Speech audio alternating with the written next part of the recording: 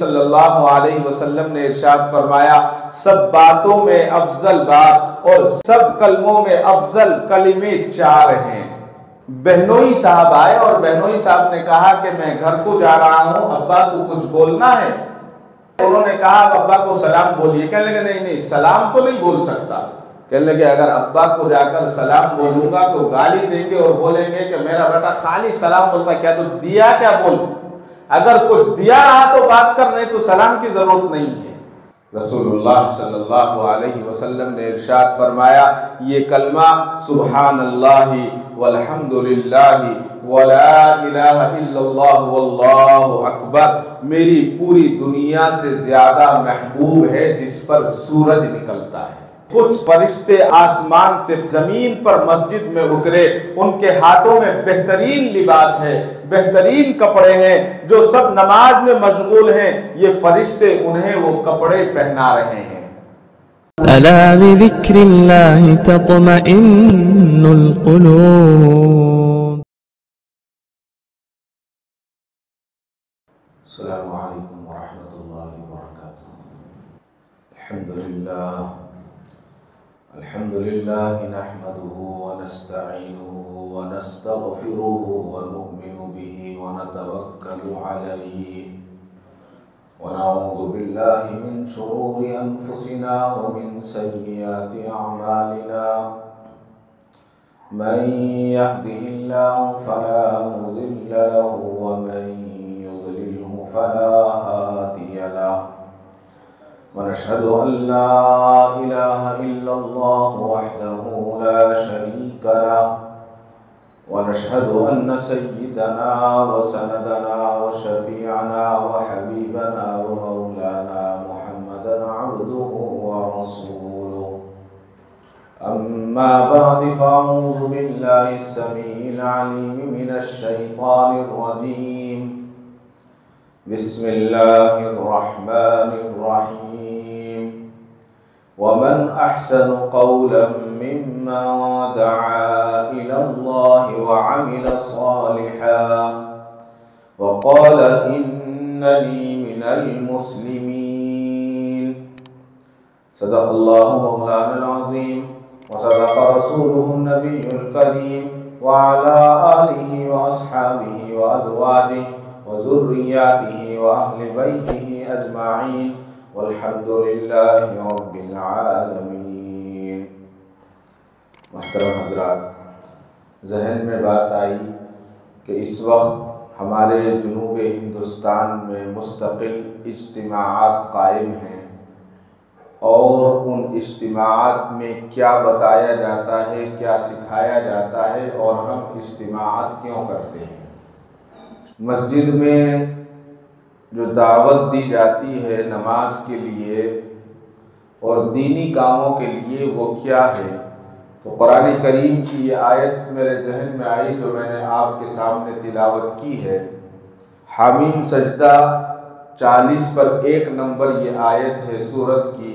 اس میں اللہ تعالیٰ نے فرمایا ہے اور اس شخص سے زیادہ خوش گفتار کون ہو سکتا ہے، یعنی اچھا بولنے والا کون ہو سکتا ہے جو اللہ کی طرف بلائے اور نیک عمل کرے اور کہے کہ بے شک اللہ عز و جل اور رسول اللہ صلی اللہ علیہ وسلم کے فرما برداروں میں سے ہوں، یعنی میں اللہ کی بات مانتا ہوں اور رسول اللہ کی بات مانتا ہوں صلی اللہ علیہ وسلم، اس سے بہتر کون ہو سکتا ہے۔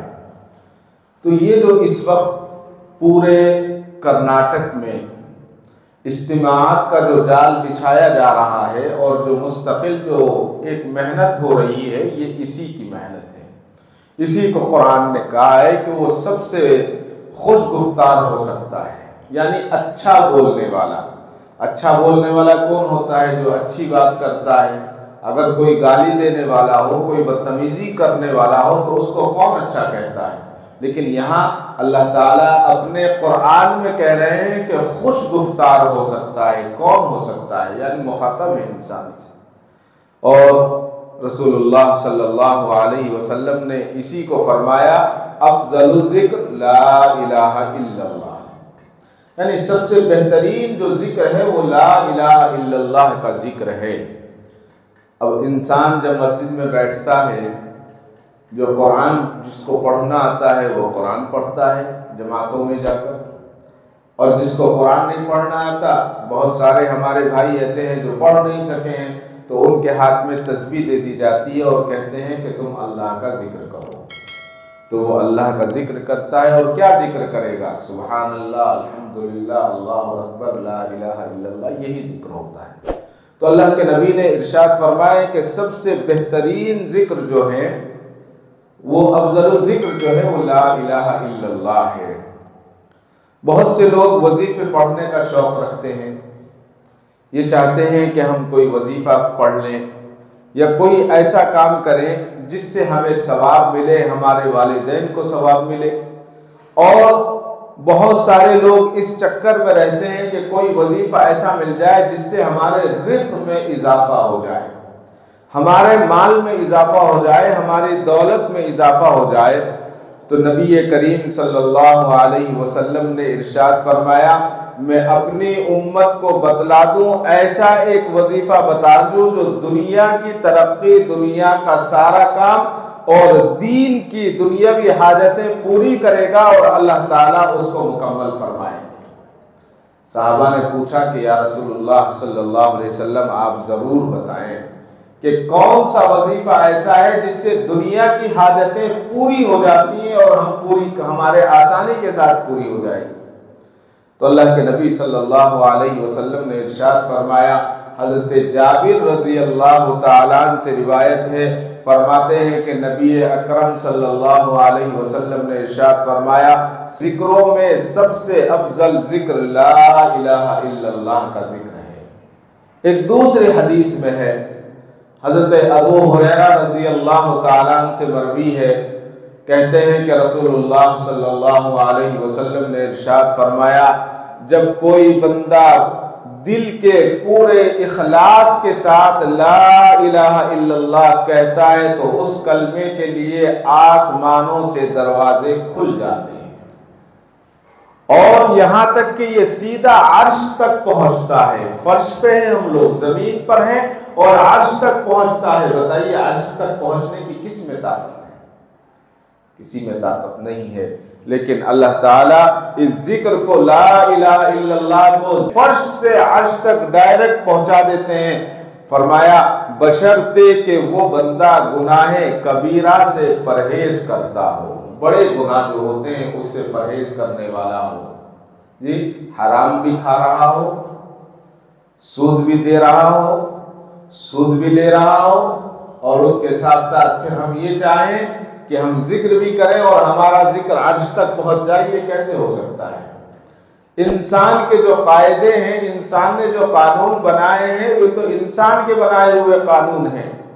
اگر میں ہوائی جہاز میں دلی کے بیٹھ کر یہ سوچوں کہ میں دلی کے بجائے سعودیہ پہنچ جاؤں یا کویت چلا جاؤں تو کیسے جا سکتا ہوں؟ بالکل نہیں جا سکتا، بلکہ اس کے لیے وہی شرائط ہیں کہ مجھے ٹکٹ لینا دلی کا نہیں سعودیہ کا پڑے گا۔ جب میں سعودیہ کا ٹکٹ لوں گا تو سعودیہ جاؤں گا، اور اگر میں دلی کا ٹکٹ لوں گا تو دلی جاؤں گا۔ صرف خیالات میں اور خوابوں میں ہم سیر کرتے رہیں، اس سے کام نہیں ہوگا۔ یہاں بتایا گیا کہ کبیرہ گناہ سے بچ جائے گا تو پھر اللہ تبارک و تعالیٰ اس کا لا الہ الا اللہ پڑھنا جو ہے فرش سے ڈائریکٹ عرش پر پہنچا دیں گے، اور عرش تک ہماری بات پہنچ جائے تو اس سے بڑی کامیابی کیا ہو سکتی ہے؟ یہ سب سے بڑی کامیابی ہے۔ ساری کامیابیاں ایک طرف، اور ایک مرتبہ ہمارا کلمہ لا الہ الا اللہ عرش پر پہنچ جائے، وہ ساری کامیابیوں پر بھاری کامیابی ہے۔ لیکن یہاں سب سے بڑی چیز اخلاص ہے، اور اخلاص کے ساتھ ساتھ یقین ہے۔ یقین ہمیں ہو تب یہ ہو سکتا ہے، اور اگر یقین نہیں ہے تو پھر کوئی فائدہ نہیں ہے۔ حضرت سیدنا موسیٰ علیہ السلام کے تعلق سے آتا ہے، حضور اکرم صلی اللہ علیہ وسلم نے ارشاد فرمایا کہ ایک مرتبہ حضرت سیدنا موسیٰ علیہ السلام نے اللہ تعالیٰ سے پوچھا، اے اللہ مجھے کوئی ایسی چیز بتا دیجئے جس کے ذریعے میں آپ کا ذکر کروں۔ اللہ تعالیٰ کی طرف سے جواب ملا، لا الہ الا اللہ کے ذریعے میرا ذکر کیا کرو۔ سیدنا موسیٰ علیہ السلام نے فرمایا، اے اللہ یہ ذکر تو سب کرتے ہیں، میں تو آپ سے کوئی اسپیشل ٹپ مانگ رہا ہوں، میں تو آپ سے اسپیشل چیز پوچھ رہا ہوں کہ کوئی ایسی اسپیشل آپ مجھے دے دیجئے جو دوسروں کے پاس نہ ہو، میں کرنے والا ہوں اس کا۔ تو اللہ تبارک و تعالیٰ نے ارشاد فرمایا، اے موسیٰ تو خاص کلمہ معلوم کرنا چاہتا ہے لیکن تو جانتا نہیں ہے موسیٰ، اگر ساتوں آسمان اور سب آسمانی مخلوقات اور ساتوں زمین اور زمین میں رہنے والی تمام چیزیں ایک پلڑے میں رکھ دیا جائے اور دوسرے پلڑے میں لا الہ الا اللہ کو رکھ دیا جائے تو لا الہ الا اللہ کا پلڑا بھاری ہو جائے گا۔ اللہ اکبر، یہی حقیقت ہے۔ لا الہ الا اللہ کا وظیفہ سارے وظیفوں سے افضل ہے، اعلیٰ ہے، اس کا کثرت سے ذکر کیا جانا چاہیے۔ جب انسان اس کا کثرت سے ذکر کرتا ہے تو دین کے خزانے اس کو میسر آتے ہیں۔ اب خزانے کا نام سنتے ہی دنیا کے خزانے نظر آنے لگتے ہیں ہمیں۔ دنیا کے خزانے تو بہت چھوٹی سی چیز ہے، دنیا کے خزانوں کی کیا حیثیت ہے جی؟ جن کے پاس دنیا کے خزانہ ہیں ان سے پوچھئے آپ، نیند نہیں آتی، نیند آنے کے لیے 20 گولی کھاتے ہیں پھر بھی نیند نہیں آتی تو پھر انجیکشن لیتے ہیں۔ جن کے پاس دنیا کے خزانے ہیں ان سے پوچھئے کہ ایک کو دو بنانے کے لیے وہ کتنے پریشان رہتے ہیں، سکون نہیں ہے۔ جورو مرد سے لڑتا ہے، مرد جورو سے لڑتا ہے، باپ بیٹے سے لڑتا ہے، بیٹا باپ سے لڑتا ہے، خاندان کے اندر انتشار۔ اور اگر یہ سب چیزیں ہوں تو اللہ تعالیٰ ایسی بیماری عطا کرتے ہیں کہ 24 گھنٹے کے اندر جتنا ہم چاک لیتے ہیں ان کو کھانے کو نہیں ملتا۔ حضرت والد صاحب رحمۃ اللہ علیہ ایک مرتبہ فرما رہے تھے، یہی خطاب میں شاید مجھے یاد آ رہا ہے کہ ہندوستان کا کوئی بہت بڑا بزنس مین تھا جس کا شراب کا کاروبار۔ اب شراب کے کاروبار میں کتنے کمائی ہوتی ہے وہ سب جانتے ہیں۔ کچھ حساب بتایا کہ اتنے کروڑ روپے روزانہ اس کے اکاؤنٹ میں جمع ہوتے ہیں، اتنا منافع کماتا ہے۔ لیکن اللہ نے اس کو ایسی بیماریاں عطا کی کہ 24 گھنٹے کے اندر اتنا پانی پینا ہے اور 2 بسکٹ کھانا ہے۔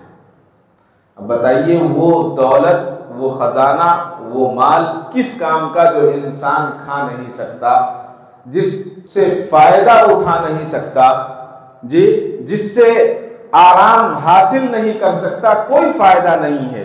اس لیے کہ خزانے سے اور مال سے سکون نہیں ملتا، سکون دینے والی ذات اگر کوئی ہے تو وہ اللہ کی ذات ہے۔ مسجد میں جمعہ کے دن ہم لوگ آتے ہیں، مسجد میں بیٹھنے کے بعد کتنی اچھی نیند آتی ہے، پوچھئے آپ۔ ایک ادھر کو ڈھکلتا ہے، کبھی ادھر کو ڈھکلتا ہے، ایسی نیند۔ اصل میں یہ نیند کیوں آتی ہے؟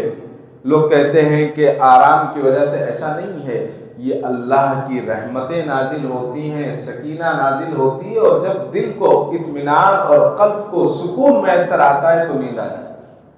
تو یہ اللہ کے گھر میں آنے کی برکت ہے۔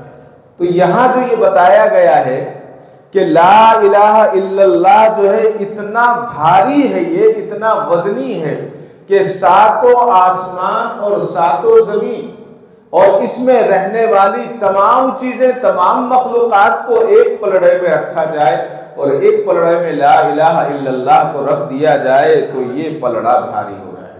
اللہ اکبر۔ یہ جو جماعتوں کا چلنا ہے اور اس وقت جو یہ گھر گھر جا کر بلا رہے ہیں، زبردستی بلاتے ہیں، کسی کو محبت سے بلاتے ہیں، ایک بار نہیں ملتے تو 2 بار، 2 بار نہیں ملتے تو 3 بار، اور بعض مرتبہ اتنا بے شرم ہوتا ہے کہ 10 مرتبہ بھی جاتے ہیں تو ملتا نہیں ہے۔ بھائی ان کا کیا فائدہ بلانے والوں کا؟ بلانے والوں کا یہ فائدہ ہے کہ آپ جو ہے اللہ سے سامنے آ جائیں، اللہ کے سامنے جھکنے والے ہوں۔ جب آپ جھکیں گے تو اس کی برکت سے اللہ تبارک و تعالیٰ جو بلانے والا ہے اس کا بھی بیڑا پار فرما دے گا۔ کوئی دوسرا مقصد نہیں ہے، کوئی یہ مقصد نہیں ہے کہ آپ کے خزانے میں سے، آپ کے مال میں سے کچھ مال مل جائے گا۔ ہاں، انسان کی ایک فطرت ہے، اگر کہیں سے کچھ ملنے والا ہو تو پوری رات بھی جاگ لے گا۔ حضرت شیخ زکریا رحمۃ اللہ علیہ نے بڑی اچھی بات لکھی ہے ایک جگہ۔ حضرت فرماتے ہیں کہ انسان کو اللہ کے تعلق سے نہ محبت ہے نہ اس کی قدر ہے۔ جب انسان کو یہ پتہ چلتا ہے کہ رات بھر جاگ کر مجھے ڈیوٹی کرنے پر مہینے میں 10,000 روپے ملیں گے، تو وہ ٹرین کے اندر جو ہے پوری رات گارڈ بن کر جاگتا ہے صرف 10,000 پانے کے۔ اس کو آسانی کے ساتھ کر لیتا ہے، اس لیے کہ اس کو یہ پتا ہے کہ 10,000 مل جائیں گے۔ لیکن اس کو انسان کو یہ پتا نہیں ہے کہ جب اللہ کے آگے جھکے گا تو یہ جو دنیا چمک دھمک کی دنیا ہے، جب یہ کل دنیا ختم ہو جائے گی تو آخرت کے اندر وہ چیز ملے گی جس کے بارے میں اس نے کبھی سوچا بھی نہیں تھا۔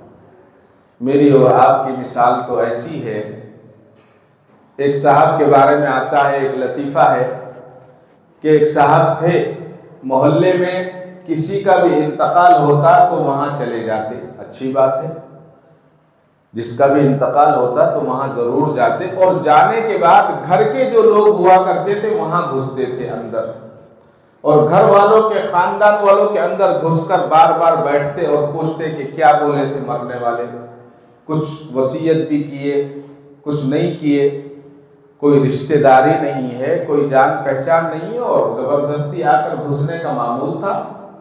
جب بہت زمانے تک ان کا یہ معمول دیکھتے رہے تو کسی نے پوچھا بھائی آپ ایسا کیوں کرتے ہیں؟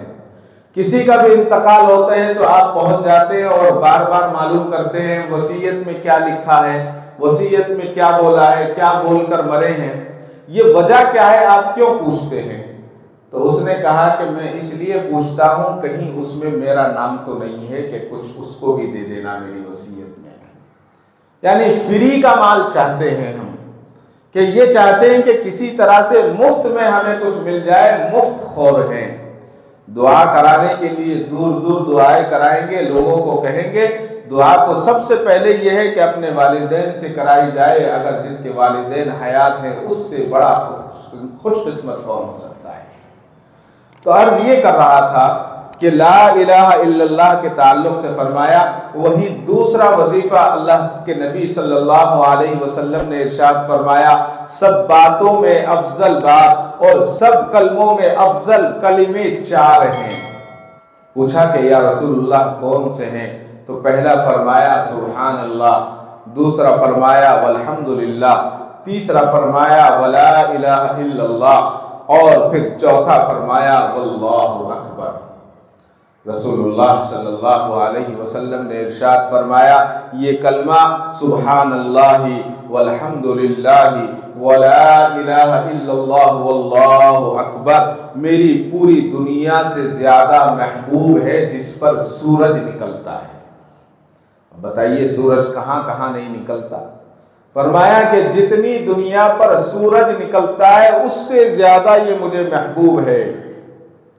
ایک بزرگ اس کلمے کے تعلق سے بیان کرتے ہیں کہ سبحان اللہ، پاک ہے اللہ ہر عیب سے اور نقص سے اور ان تمام چیزوں سے جو ان کی شان کے مناسب نہیں ہے۔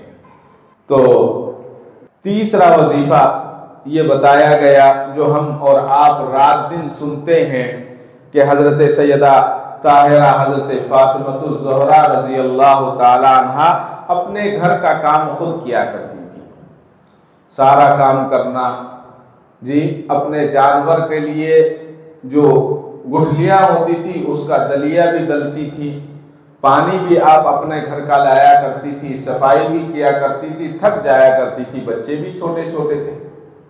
تو ایک مرتبہ نبی اکرم صلی اللہ علیہ وسلم کی خدمت میں حاضر ہوئی اور عرض کیا کہ اے ابا جان میں بہت تھک جاتی ہوں، آپ مجھے ایک خادم ایک غلام دے دیجئے تاکہ وہ میرا کام کر دیا کرے۔ تو اللہ کے نبی نے ارشاد فرمایا اے بیٹی میں تجھے خادم سے بہتر چیز بتلاتا ہوں، وہ یہ کہ تم ہر نماز کے بعد اور سوتے وقت 33 مرتبہ سبحان اللہ 33 مرتبہ الحمدللہ اور 33 مرتبہ اللہ اکبر پڑھ لیا کرو، یہ تمہارے خادم سے زیادہ بہتر ہے۔ اللہ اکبر۔ ایک دوسری حدیث میں اس کی اہمیت کے تعلق سے بیان کیا گیا کہ جو شخص ہر نماز کے بعد 33 مرتبہ سبحان اللہ، 33 مرتبہ الحمدللہ، 33 مرتبہ اللہ اکبر اور اس کے آخر میں ایک دفعہ کلمہ پڑھ لیا کرے لا الہ الا اللہ وحدہ لا شریک لہ لہ الملک ولہ الحمد وہو علی کل شیء قدیر، تو اس کی سب خطائیں معاف کر دی جاتی ہیں، چاہے وہ سمندر کے جھاگ کے برابر کیوں نہ ہو۔ اللہ اکبر۔ لیکن یہ سب چیزیں ملیں گی کہاں سے؟ یہ تبھی تو ہوگا جب ہم مسجد میں آنے والے ہوں گے، ہم مسجد میں آ کر بیٹھیں گے۔ تو یہ جو اجتماعات کی محنت چل رہی ہے، ان محنتوں کا مقصد ہی یہ ہے، اور یہ ہمیں پتہ نہیں ہے کب ہمارا دل بدل جائے۔ ہم ایک ہی بات کو 50 مرتبہ سنتے ہیں لیکن عمل کی توفیق نہیں ہوتی، لیکن 51ویں مرتبہ ہم نے سنا، اللہ نے وقت رکھا تھا، عمل کی توفیق ہو جاتی ہے۔ لہذا اسی لیے کہا گیا ہے کہ حدیث شریف کو جب سنا جائے نہایت ادب کے ساتھ سنا جائے، اور جب انسان ادب نہیں کرتا تو پھر اللہ تعالیٰ اس کی برکت کو بھی ختم کر دیتے ہیں اور اسے جو ہے اجر بھی نہیں دیتے، اور اللہ تعالیٰ اس پر پکڑ فرماتے ہیں۔ آج کی بات میں آپ کو بتاؤں، نماز فجر کے بعد ایشن پور میں ایک پروگرام تھا، حضرت مولانا مفتی عبد الرحمن صاحب دامت برکاتہم تشریف لائے تھے، میں بھی حاضر تھا فجر کے بعد۔ تو حضرت نے ایک بات بتائی، رونگٹے کھڑے ہو گئے۔ جو آدمی کام میں لگا ہوا ہے، جو آدمی امام ہے، جو آدمی مولوی ہے، جو آدمی قاری ہے، جو آدمی مفتی ہے، جو آدمی کو اللہ نے توفیق دی ہے، تو وہ اس کو بھی ہر وقت ڈرنا چاہیے کہ اللہ نے مجھے اس میں لگایا ہے، اللہ کا یہ انعام ہے، کہیں یہ انعام مجھ سے چھین نہ لیا جائے۔ تو انہوں نے ایک بات بتائی کہ مدینۃ المنورہ کے مؤذن تھے کوئی، واللہ عالم، انہوں نے پوری زندگی اذان دی، اور اذان دینے کے بعد جب وہ بیمار ہو گئے، آخری وقت آیا، تو انہوں نے اپنے بچوں کو بلایا اور بچوں کو بلا کر کہا کہ تم قرآن لے کر آؤ۔ اب سمجھے کہ شاید نیک آدمی تھے، پوری زندگی اللہ کے دربار میں اذان دی، اور کتنی مقبول جگہ، جی کتنے خوش قسمت ہوں گے کہ قرآن لائے، اور انہوں نے قرآن کو لیا اور نعوذ باللہ قرآن کی بے ادبی کی، قرآن کی بے ادبی کی، اور بے ادبی کرنے کے بعد سب گھر والوں نے، ان کے رشتہ داروں نے جو وہاں موجود تھے، بچوں نے کہا کہ یہ کیا کیا آپ نے، آپ اللہ سے توبہ کر لیجیے۔ تو انہوں نے توبہ نہیں کی اور اسی طرح سے انتقال ہو گیا۔ تو ان کے بھائی یہ کہتے ہیں کہ میں روتا رہا، میں ہمیشہ روتا تھا کہ یہ میرے بھائی سے کون سی غلطی ایسی ہوئی کہ ساری زندگی مسجد نبوی میں اذان دی، اور جب موت کا وقت قریب آیا تو انہوں نے قرآن کریم کی بے ادبی کی اور توبہ بھی نہیں کی، اپنی بے ادبی پر اٹل رہے، مستقل ڈٹے رہے اس پر۔ تو ان کے بھائی کہتے ہیں کہ ایک مرتبہ روضہ مبارک کے پاس، جہاں اللہ کے نبی صلی اللہ علیہ وسلم کے قدم مبارک ہیں، وہاں بیٹھنے کی جگہ ملی، وہاں باہر کے حصے، پرانا زمانہ، تو وہاں بیٹھے تھے تو ان کی آنکھ لگ گئی۔ جب آنکھ لگ گئی، آنکھ لگنے کے بعد ان کو نبی اکرم صلی اللہ علیہ وسلم کی زیارت ہوئی۔ نیک آدمی تھے، اللہ کے نبی کی زیارت ہوئی، تو یہ تو بے چین تھے اور پریشان تھے کہ یہ میرے بھائی کے ساتھ یہ غلطی کیسے ہوئی ہے۔ تو انہوں نے کہا روتے ہوئے، اللہ کے نبی نے پوچھا کہ کیوں روتے ہو؟ کہا کہ میرے بھائی کا ایسے انتقال ہوا ہے، اس لیے میں رو رہا ہوں کہ گستاخی بھی کی اور انتقال بھی ہو گیا، توبہ بھی نہیں کی۔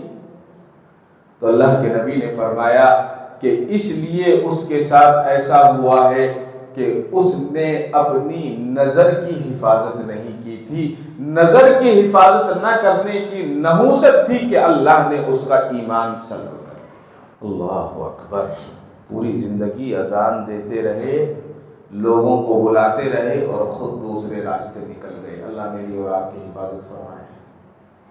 تو یہ جو اس وقت مساجد کو آباد کرنے کا اور مسجدوں کو سجدوں سے سجانے کا جو معاملہ ہے، یہ جو لوگ محنت کرتے ہیں، یہ مدرسے والے، یہ مکتب والے، یہ خانقاہ والے، یہ جماعت والے، یہ ایسے ہی نہیں ہے، بہت بڑی چیز ہے۔ اس کی اہمیت اس وقت ہمیں اندازہ ہوگا، یا ان سے اس کی اہمیت پوچھئے جو اس میں لگے ہوئے ہیں۔ گھروں کے اچھے اچھے بستر چھوڑ کر، اپنے گھروں کی ایسیاں چھوڑ کر، دھول میں کتنی اچھی نیند آتی ہے، اور دھول میں بیٹھ کر جب کھانا کھاتے ہیں اس کا ذائقہ 5 اسٹار ہوٹل کے کھانے سے اچھا ہوتا ہے۔ یہ کیا وجہ ہے؟ وہاں نورانیت پیدا ہو جاتی ہے۔ اللہ تعالیٰ ان لوگوں میں جو اخلاص کے ساتھ، میں یہ نہیں کہتا کہ جتنا مجمع ہے وہاں سب اخلاص کے ساتھ ہوگا، اگر 10 لاکھ کا یا 2 لاکھ کا مجمع ہے، اس میں 2 آدمی اخلاص والے ہو جائیں تو وہ میرے اور آپ کی بیڑا پار لگانے کے لیے کافی ہے۔ ہم یہ نہ دیکھیں کہ وہاں 10,000 آدمی اخلاص والے ہوں گے یا 10,000 بزرگ ہوں گے۔ آج میرا اور آپ کا مزاج ایسا ہے کہ ہم یہ چاہتے ہیں کہ ایک آدمی ادھر سے اڑ کے جائے اور ایک آدمی ادھر سے اڑ کے آئے اور ہمیں پتہ لگے کہ یہاں بزرگ موجود ہیں۔ وہ زمانہ نہیں رہا اب کرامتوں کا، سائنس کا زمانہ ہے، اب کرامتوں کا زمانے کی ضرورت نہیں ہے۔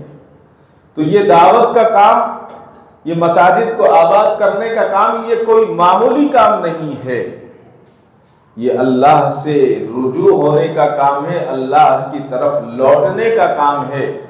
یہ جو قرآن کریم کی میں نے آیت آپ کے سامنے تلاوت کی، یہ اسی کی طرف اشارہ کرتی ہے کہ وہی خوش گفتار ہیں جو اللہ اور اس کے رسول کی بات کو مانتے ہیں اور اس نیکی کی طرف بلاتے ہیں۔ تو میں نے چند باتیں عرض کی کہ لا الہ الا اللہ کا وظیفہ جو ہے یہ کہاں پڑھا جاتا ہے؟ یہ مسجدوں میں پڑھا جاتا ہے۔ اور چوتھا بتایا حضرت ابو ہریرہ رضی اللہ تعالیٰ جس کے راوی ہے، فرماتے ہیں کہ رسول اللہ صلی اللہ علیہ وسلم نے ارشاد فرمایا، جو شخص صبح اور شام 100 مرتبہ سبحان اللہ و بحمدہ پڑھ لیا کرے تو قیامت کے دن کوئی شخص ایسا نہیں ہوگا جو اس سے زیادہ نیکیاں لے کر آئے گا۔ کتنا آسان ہے، بہت آسان ہے۔ اسی طرح سے ایک اور روایت ہے حضرت ابو ہریرہ، اس کے بھی راوی ہیں، فرماتے ہیں 2 کلمے ایسے ہیں جو زبان پر بہت ہلکے ہیں مگر وزن میں بہت بھاری ہیں، اللہ تعالیٰ اس کو پسند فرماتے ہیں۔ پوچھا کہ وہ کون سے ہیں؟ فرمایا کہ اللہ کے نبی نے ارشاد فرمایا سبحان اللہ و بحمدہ سبحان اللہ العظیم۔ یہ کلمہ اتنا بھاری ہے کہ اللہ تبارک و تعالیٰ اس کلمے کو پسند بھی فرماتے ہیں اور نیکیوں پر بھاری بھی ہے۔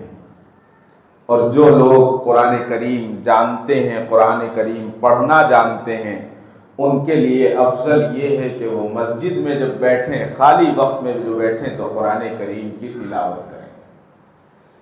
قرآن کریم کی تلاوت کے تعلق سے حضرت عبداللہ بن مسعود رضی اللہ تعالیٰ عنہ سے روایت ہے کہ جو شخص کتاب اللہ کے ایک کا ایک حرف پڑھتا ہے تو اس کے لیے 1 نیکی، اور 1 نیکی کا اثر 10 نیکیوں کے برابر۔ پھر فرمایا کہ الف لام میم یہ صرف ایک لفظ نہیں ہے بلکہ یہ 3 ہے، الف الگ ہے، لام الگ ہے، میم الگ ہے۔ اب بتائیے کتنی نیکیاں ہو گئی۔ لیکن معاملہ تو یہ ہے کہ کوئی حاصل کرنے والا ہونا چاہیے۔ جماعت کا کام کیا ہے؟ آج کل مسلکوں کا بڑا مسئلہ ہے۔ جماعت کا کام میں صرف 2 لفظوں میں بتاتا ہوں۔ جماعت کا کام یہ ہے کہ مسجدوں میں اللہ کے سامنے جھکنے والے بن جائیں، نیکی کرنے والے بن جائیں اور برائی سے رکنے والے بن جائیں، بس اتنا کام ہے، اس سے زیادہ کوئی کام نہیں ہے، اس سے زیادہ کوئی کام۔ اب ہم پتہ نہیں کیا کیا اپنی طرف سے من گھڑت باتیں کرتے ہیں کہ فلاں چیز ہو جائے گی، فلاں چیز ہو جائے گی۔ اس سے پہلے بھی میں نے آپ سے عرض کیا تھا، شاید یاد ہوگا آپ کو، کہ ہمارے شہر بنگلور کی ایک بہت بزرگ شخصیت تھی، بڑے عالم دین، سنی جماعت کے بہت بڑے عالم دین، ہر پوسٹر میں ان کا نام نظر آتا تھا۔ ایک دن والد صاحب کے پاس آئے، آنے کے بعد اپنے بچے کو لے کر آئے، وہ بچہ کچھ برائیوں میں مبتلا ہو گیا تھا۔ تو کہا کہ حکیم صاحب اس کو دوا دے دیجئے. کہا کہ دے دی ہے. کہنے لگے اگر اب انہیں نہیں سدھرا تو اسے جماعت میں بھیج دیتا ہوں. سب ہنسنے لگے. کہا کہ مولانا آپ نے کیا کہا؟ کہ چھوڑو مولانا، معلوم ہے نا آپ کو حکیم صاحب، اسے بھیجا تو وہاں سدھر جاتا ہے، نہیں تو نہیں سدھرنے والا ہے. اور اس کے بعد اسے بھیج دیا. جانتے ہیں سب، لیکن شیطان ماننے نہیں دیتا ہے. اور جو مان لیتا ہے پھر اس کے لیے سب کام آسان ہو جاتے ہیں، کسی میں کوئی خرابی نظر نہیں آتی. سب لوگ اچھے ہیں، ہر مسلک اچھا ہے، کسی کو برا مت کہیے. کیا معلوم ان کا عشق کتنا ہے اللہ سے ہم نہیں جانتے، اور اللہ کے نبی سے کیا عشق رکھتے ہیں. ہاں جو چیز غلط کرتے ہیں اس کو بالکل چھوڑ دیں، اور جو چیز اچھی کرتے ہیں ان کو تعریف بھی ہونی چاہیے، اس کو اپنانا بھی چاہیے. لیکن بغیر دیکھے، بغیر سمجھے، بغیر بتائے اور بغیر پریکٹیکل ہمیں کچھ معلوم ہوئے ہم کسی کی بات سنی اور اسی کی بات پر آگے بڑھا دیا، اس سے بڑا جھوٹا اور کون ہو سکتا ہے؟ اس سے بڑا کوئی جھوٹا نہیں ہو سکتا. جب انسان اللہ کے گھر سے وابستہ ہو جاتا ہے تو اس کے اندر اللہ کا بھی عشق پیدا ہوتا ہے اور اللہ کے نبی کا بھی عشق پیدا ہوتا ہے. بازار میں رہ کر اللہ سے عشق پیدا نہیں ہوگا، یا دکان پر بیٹھ کر اللہ کے نبی سے عشق پیدا نہیں ہوگا. نبی سے عشق پیدا کرنے کے لیے مسجدوں میں آنا پڑے گا، یا پھر رات کے سجدے کرنے پڑیں گے. کون آج ایسا ہے جو رات میں اٹھ کر اللہ کے آگے گڑ گڑا رہا ہو اور یہ سجدہ کرتا ہو کہ اے اللہ میرے پڑوسی کو تو بہتر ہدایت عطا فرما دے؟ کون ہے ایسا؟ باپ بھی بیٹے کے لیے نہیں کرتا. آج تو ماحول ایسا ہے کہ ماں بھی بیٹے کے لیے دعا نہیں کرتی. ایک صاحب کا کل ہی میں ایک واقعہ سنا رہا تھا. میں ایک جگہ بیٹھا ہوا تھا تو وہاں ان کے بہنوئی صاحب آئے اور بہنوئی صاحب نے کہا کہ میں گھر کو جا رہا ہوں، ابا کو کچھ بولنا ہے. ابا کو کچھ بولنا ہے. انہوں نے کہا ابا کو سلام بولیے. کہنے لگے نہیں سلام تو نہیں بول سکتا. بھائی سلام نہیں بول سکتے؟ کہنے لگے اگر ابا کو جا کر سلام بولوں گا تو گالی دیں گے اور بولیں گے کہ میرا بیٹا خالی سلام بولتا، کیا تو دیا کیا بول. اگر کچھ دیا رہا تو بات کر، نہیں تو سلام کی ضرورت نہیں ہے. یہ سچائی ہے، یہی حقیقت ہے اس وقت کی کہ اگر کوئی اللہ کے آگے گڑ گڑا رہا ہے تو اس سے بڑا ولی کون ہو سکتا ہے؟ وہی سب سے بڑا ولی ہے. اور جب انسان مسجدوں میں آ جاتا ہے اور اللہ سے اس کا عشق پیدا ہو جاتا ہے تو پھر دیکھنے میں مزہ آتا ہے. وہ اس سے پوچھئے کہ اس دھول مٹی میں کیا مزہ ہے، اس وزن کو اٹھا کر چلنے میں کیا مزہ ہے. حضرت مطہر سعدی رحمت اللہ علیہ کا ایک مشہور خواب ہے. فرماتے ہیں کہ آپ حضرت مطہر سعدی رحمت اللہ علیہ اللہ کے عشق میں 60 سال تک روتے رہے. 60 سال تک ہر وقت یہ شوق تھا کہ کسی طرح سے اللہ کا دیدار ہو جائے. آپ فرماتے ہیں کہ ایک مرتبہ خواب میں دیکھا کہ ایک نہر کے کنارے پر بیٹھے ہیں جو خالص مشک کی مٹی سے بنی ہوئی ہے اور وہ بہہ رہی ہے، اور اس کے کنارے پر لولو کے درخت اور سونے کے تنے والے درخت موجود ہیں. اب لولو کے درخت بولے تو اب لولو کسے ہے؟ اب آج کل تو سب لوگ جان گئے ہیں، لولو مال ہم جانتے ہیں. جی لولو کیا ہے؟ یہ لولو جو ہے ایک موتی کو کہا جاتا ہے. جی بہترین جو موتی ہوتا ہے اس کو لولو کہا جاتا ہے، موتی کو. تو وہ انہوں نے یہ خواب دیکھا اور انہوں نے دیکھا کہ وہاں پر بہت ساری لڑکیاں جو ہیں زیب و زینت کے ساتھ وہاں پر موجود ہیں، اور وہ تمام کی تمام اللہ تبارک و تعالیٰ کی تعریف بیان کر رہی ہے ایک زبان کے اندر. حضرت مطہر سعدی رحمت اللہ علیہ نے ان سے پوچھا کہ تم کون ہو؟ ان لڑکیوں سے پوچھا تو ان لڑکیوں نے جواب دیا کہ ہم خدا تعالیٰ کی مخلوق ہیں. تو حضرت مطہر نے کہا کہ تم یہاں کیا کر رہی ہو؟ تو ان لڑکیوں نے جواب دیا کہ ہمیں محمد کے رب نے پیدا کیا ہے جو شب و روز اللہ تبارک و تعالیٰ کی مناجات میں مشغول رہتے ہیں، اور جو لوگ سوتے ہیں یہ سب اپنا وقت کو ضائع کرتے ہیں، لہٰذا ان کو مبارکباد دیتے ہیں جو لوگ اللہ کی یاد میں ہر وقت روتے ہیں اور اللہ کی یاد سے اپنے آپ کو تازہ رکھتے ہیں۔ اس کے بعد انہوں نے اللہ تعالیٰ کے ذریعے اس سے مبارکباد دی اور کہا یہ کون ہے؟ تو اللہ تعالیٰ آپ کے ذریعے ان کی آنکھیں ٹھنڈی کرے۔ وہ کہنے لگی آپ نہیں جانتے؟ تو حضرت مطہر نے کہا کہ نہیں، میں نہیں جانتا۔ کہا کہ یہ رات کو جاگ کر اللہ تعالیٰ کی عبادت اور قرآن کی تلاوت کرنے والے مشغول لوگ ہیں۔ جو رات کو جاگتے ہیں، اللہ کی عبادت کرتے ہیں اور قرآن کی تلاوت کرتے ہیں، ان سے بہتر کوئی نہیں ہے۔ بات واضح ہو گئی، بات صاف ہو گئی، یعنی ان کے دل کو یہ قرار آ گیا کہ اللہ تعالیٰ نے میری نمازوں کو، میری عبادات کو قبول کیا ہے اور اللہ نے مجھے عمل کی توفیق عطا فرمائی۔ کتنی بات ہم سناتے ہیں، کتنی بات ہم سنتے ہیں، ایک کان سے سنتے ہیں اور دوسری کان سے نکال دیتے ہیں۔ بہت سارے واقعات ایسے ہیں۔ ایک اردنی شیخ گزرے ہیں حضرت فروا، وہ فرماتے ہیں کہ مجھے اردن کے ایک آدمی سے ملاقات ہوئی اور ملاقات کے دوران میں نے ان سے پوچھا کہ آپ کیا کرتے ہو؟ تو انہوں نے کہا کہ ہم پانی کے جہاز پر رات کو جو ہے پہرا دیتے ہیں تاکہ دوسرے جہاز کے لوگ رات کو ادھر ادھر سے ہمارے جہاز پر نہ چڑھیں اور ہمارا مال نہ چرائیں۔ آج کل تو بڑا مزہ آ رہا ہے پانی کے جہاز، جو لوگ خبریں پڑھتے ہیں، جو لوگ دیکھتے ہیں، جو یمن کو کمزور سمجھتے تھے اس نے ناک میں دم کر رکھا ہے امریکہ کے۔ ادھر امریکہ بھی پریشان ہے، ادھر اس کا دوست بھی پریشان ہے۔ خبریں تو کیا آ رہی ہیں، خبریں نہیں آ رہی ہیں ہمارے پاس، لیکن حقیقت یہ ہے کہ جو حقیقت کی خبریں ہیں وہ بہت اچھی خبریں ہیں، بہت اچھی خبریں ہیں، الحمدللہ ثم الحمدللہ۔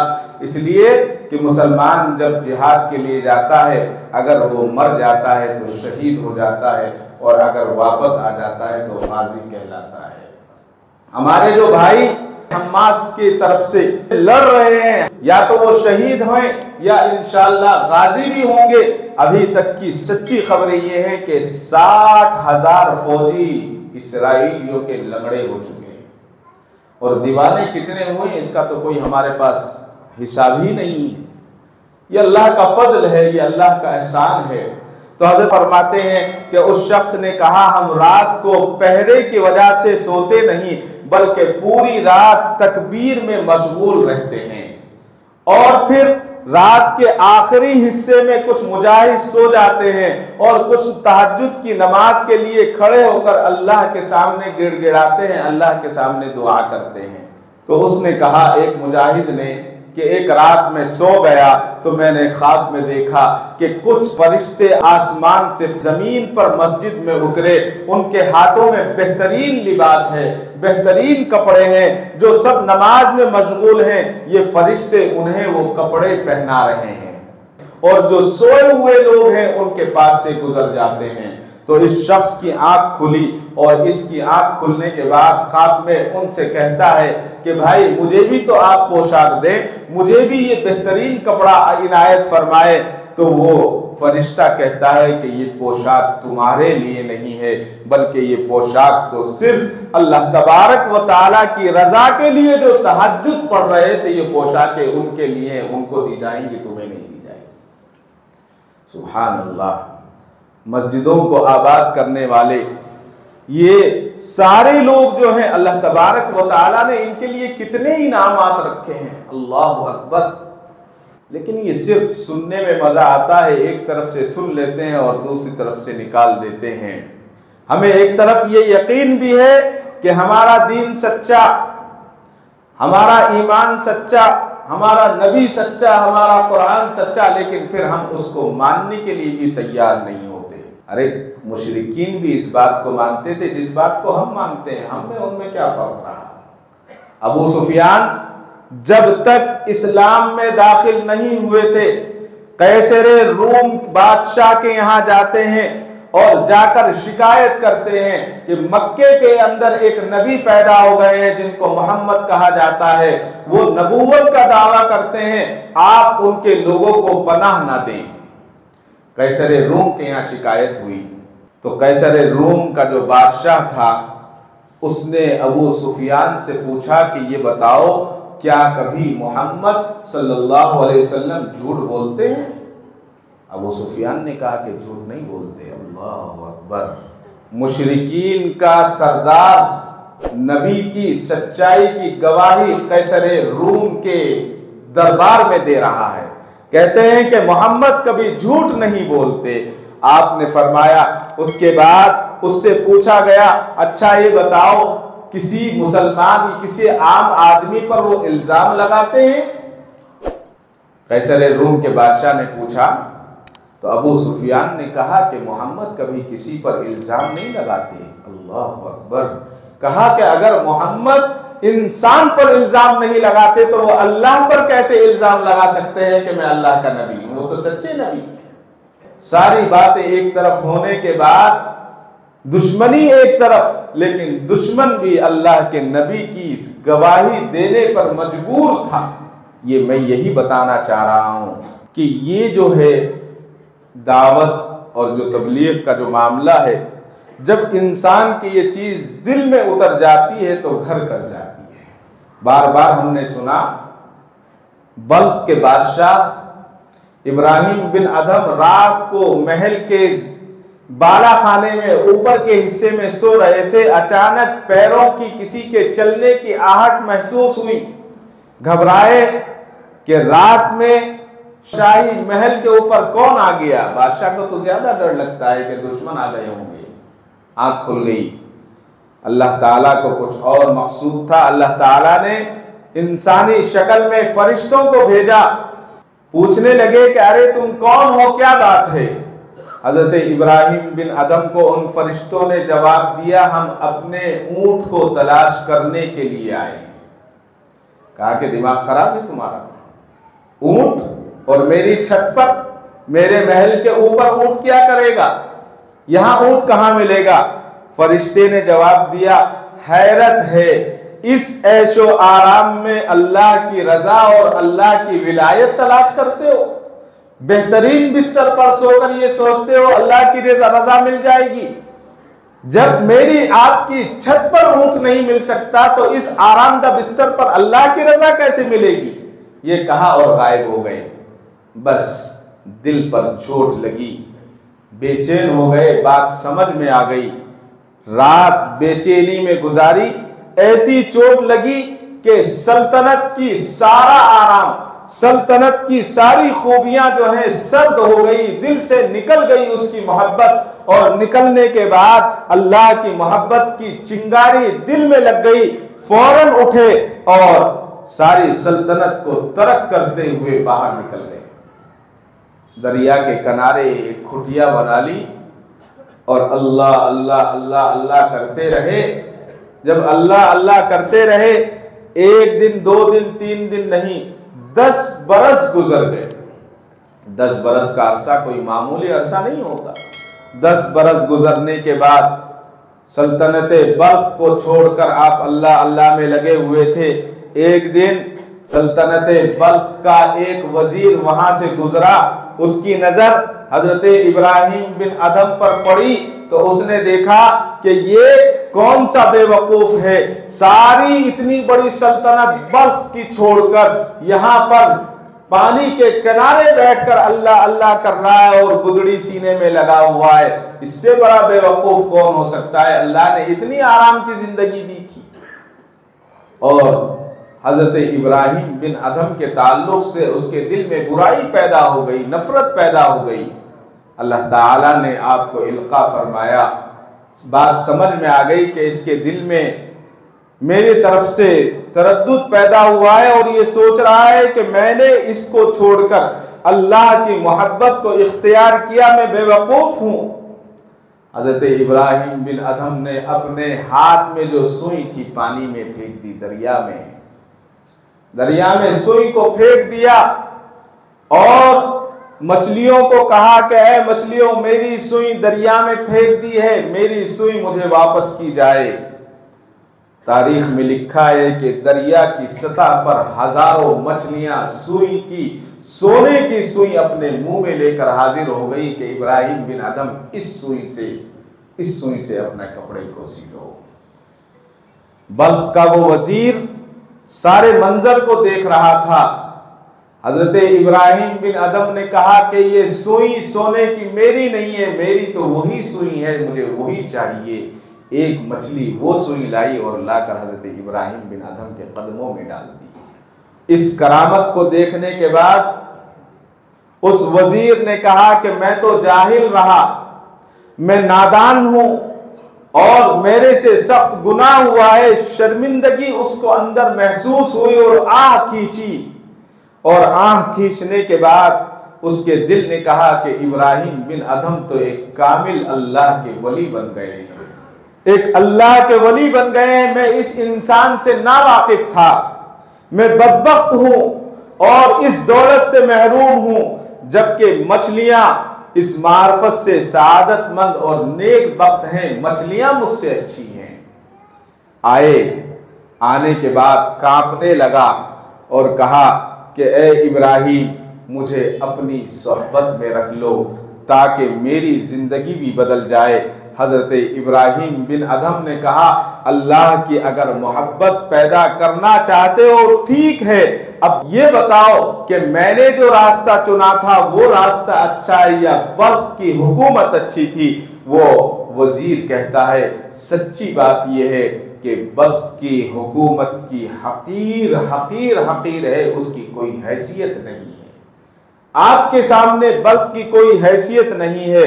اور اس کے بعد اس وزیر نے بھی اپنی وزارت سے استعفیٰ دیا اور بادشاہ کے ساتھ، یعنی جو روحانی بادشاہ حضرت ابراہیم بن ادم کے ساتھ صحبت اختیار کر لی۔ یہ کتنے گھنٹے کی صحبت تھی؟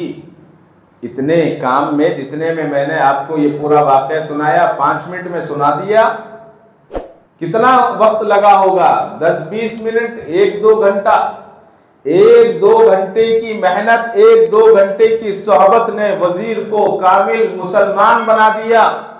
اب بتائیے اگر اللہ کے گھر کی صحبت میں، اللہ کے گھر کی دیوار میں انسان 2 دن 4 دن 6 دن 10 دن گزارے گا تو بتائیے کہ اللہ تبارک و تعالیٰ اس کی زندگی کو نہیں بدلے گا؟ ہر حال میں بدلیں گے۔ لیکن صرف مزے کے لیے اگر ہم جائیں، صرف ہم یہ سوچ کر جائیں کہ وہاں جائیں گے گھوم کر آ جائیں گے کھا پی کر آ جائیں گے تو پھر کوئی فائدہ نہیں، ہمارا جانا بھی بیکار اور اللہ ہمارے جانے کی نحوست سے وہاں رہنے والوں کی حفاظت فرمائے۔ یعنی مقصد ہمارا یہ ہو کہ ہم جو کام کر رہے ہیں اللہ کی رضا کے لیے کر رہے ہیں۔ حضرت ذوالنورین مصری رحمت اللہ علیہ ایک مجذوب بزرگ تھے۔ ایک مرتبہ بادشاہ کے محل کے سامنے گئے اور جا کر آپ نے نعرے لگانے شروع کر دیے، ہو اللہ حق کا نعرہ لگانے لگے۔ بادشاہ کی آنکھ کھلی، کہا کہ یہ کیا پریشانی ہے؟ کہنے لگے ذوالنورین مصری جو ہیں وہ نعرے لگا رہے ہیں، ذکر کر رہے ہیں، کہا پکڑ کے لاؤ، اس کو جیل میں ڈال دو۔ اس زمانے میں بھی آج جیسے ابلیس بہت تھے، جیسے آج بھی ہیں بہت سارے، پکڑ لیا۔ حضرت کے جو مریدین تھے بڑے پریشان ہوئے کہ حضرت کو جیل میں ڈال دیں گے تو ہمارا کیا ہوگا، خانقاہ کا کیا ہوگا؟ تو حضرت سے کہا کہ حضرت آپ کیوں ذکر کر رہے ہیں، ذرا آہستہ سے کر لیجئے، بادشاہ کو تکلیف ہو رہی ہے۔ تو حضرت نے کہا کہ نہیں میں تو ایسے ہی کروں گا۔ پھر زور زور سے ذکر کرنا شروع کر دیا۔ تو لوگوں نے کہا کہ حضرت ہم آپ کے ساتھ رہیں گے، آپ کے مریدین نے کہا۔ تو حضرت نے کہا کہ اچھا ساتھ رہو گے، ٹھیک ہے۔ کتنے لوگ ہیں؟ 3 لوگ تھے۔ تو جاتے جاتے وہاں ایک لٹھا پڑا تھا، حضرت نے ڈنڈا اٹھایا اور ایک مرید کے سر پر مار دیا۔ جیسے ہی سر پر مارا، حضرت ذوالنورین رحمت اللہ علیہ نے اس کا سر پھٹ گیا۔ سر پھٹتے ہی خون نکلا، وہ نکل کر بھاگ گیا۔ وہیں دوسرا پتھر پڑا تھا، وہ پتھر اٹھایا اور دوسرے کے کمر پر مار دیا، وہ بھی بھاگ گیا۔ اس کے بعد وہاں ایک تیسرا تھا، حضرت ذوالنورین رحمت اللہ علیہ نے اس کو لات ماری، وہ بھی بھاگ گیا۔ حضرت ذوالنورین رحمت اللہ علیہ مسکرانے لگے، کہا کہ یہ محبت کا دعویٰ کر رہے تھے کہ ہم تمہارے ساتھ رہیں گے۔ ایک کے لٹھا لگا تو لٹھا لگتے ہی بھاگ گیا، ایک کے پتھر لگا تو پتھر لگتے ہی بھاگ گیا، ایک کے لات لگی تو لات لگتے ہی بھاگ گیا۔ اس کو محبت نہیں کہتے، اس کو ایمان کی یکجمی اور دل جمی نہیں کہتے، محبت تو اس کو کہتے ہیں کہ گردن بھی اتار دیتے تو ہم اس کے ساتھ رہیں گے۔ یہ محبت آج کہاں ہے؟ اگر اللہ سے اگر ہم محبت دیکھ رہے ہیں تو ہم اس وقت پوری دنیا میں اگر واحد جگہ ہمیں نظر آ رہی ہے تو وہ فلسطین، یہ وہاں ہمیں نظر آ رہی ہے اس وقت۔ لیکن ہم کون سی پتھر کے ہیں؟ مٹی کے تو کہنا ہی مناسب نہیں ہے، تو پتھر کے بنے ہوئے ہیں، ہمارے اوپر کوئی اثر نہیں ہے۔ 2 دن پہلے کا واقعہ، الجزائر کے اندر ایک بچے نے قرآنی کمپٹیشن کے اندر 2.5 کروڑ روپے کا بچے کو انعام ملا۔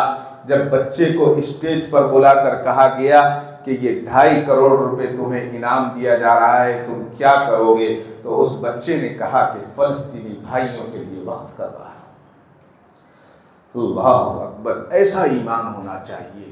اس نے کہا کہ یہ 2.5 کروڑ فلسطینی بھائیوں کے لیے ہے، اور جو کچھ میرے پاس ہے وہ بھی فلسطینی بھائیوں کے لیے، میں ساری دولت فلسطین کے لیے، مسلمانوں کے لیے لٹانے کے لیے تیار۔ آج ہم اپنی مسجدوں کو بچانے کی فکر نہیں کر رہے ہیں، خبریں ہمیں نہیں مل رہی ہیں۔ در حقیقت اس وقت یہودیوں کے آگے بہت ساری مساجد تھی، بہت ساری مساجد انہوں نے اس وقت شہید کر دی، لیکن 2 مسجدیں، ایک مسجد صلاح الدین ایوبی جو حضرت صلاح الدین ایوبی رحمت اللہ علیہ نے اپنے ہاتھوں سے بنوائی تھی، اس مسجد کو شہید کر دیا گیا ہے۔ دوسری مسجد حضرت خالد بن ولید رضی اللہ تعالیٰ عنہ کے نام سے جو مسجد تھی، اس مسجد کو بھی شہید کیا گیا ہے۔ اور تیسرا ٹارگٹ جو ہے ان کا مسجد اقصیٰ ہے۔ حقیقت یہ ہے کہ یہ صرف مسلمانوں کی فلسطین کی اور اسرائیل کی جنگ نہیں ہے، بلکہ کفر کی اور اسلام کی جنگ ہے۔ کفر کی اور اسلام کی جنگ ہے۔ ہر جمعہ ہم کہہ رہے ہیں کہ اسرائیلی پروڈکٹ کو چھوڑ دیں، اللہ کے لیے چھوڑ دیں، ہم اس کا استعمال نہ کریں، لیکن ہم ماننے کے لیے تیار نہیں ہیں۔ ہمارے محلے میں ایک مسلمان دکاندار، نام لینا مناسب نہیں ہے، میں نے ابھی تک 3 مرتبہ ان سے درخواست کی۔ میں نے کہا کہ آپ یہ کولڈ ڈرنک بیچ رہے ہیں، اس کی جگہ دوسری بیچ لیجئے۔ اچھا ٹھیک ہے۔ دوسرے دن پھر لے کر آ جاتے ہیں، تیسرے دن پھر لے کر آ جاتے ہیں۔ کل میں جان بوجھ کر گیا، میں نے سامان خریدا، میں نے کہا یہ پھر رکھا ہے، نہیں لوگ مانگتے ہیں۔ میں نے کہا آپ اپنا سامان رکھیے، مجھے آپ کے سامان کی ضرورت نہیں ہے، اتر کر آ گیا۔ گالی دے رہا ہوگا، دے گا، کیا کرے گا، دیتا رہے، لیکن ہم اپنے ہاتھوں سے فلسطینی مسلمانوں کا خون بہا نہیں سکتے۔ گویا اس سے پہلے بھی عرض کیا تھا کہ اگر ہم اسرائیل کو مضبوط کر رہے ہیں تو گویا فلسطینی مسلمانوں کے خون کو بہانے میں ہمارا بھی ہاتھ۔ اللہ تعالیٰ مجھے اور آپ کو کہنے سننے سے زیادہ عمل صالح کی توفیق عطا فرمائے۔ وآخر دعوانا الحمدللہ رب العالمین۔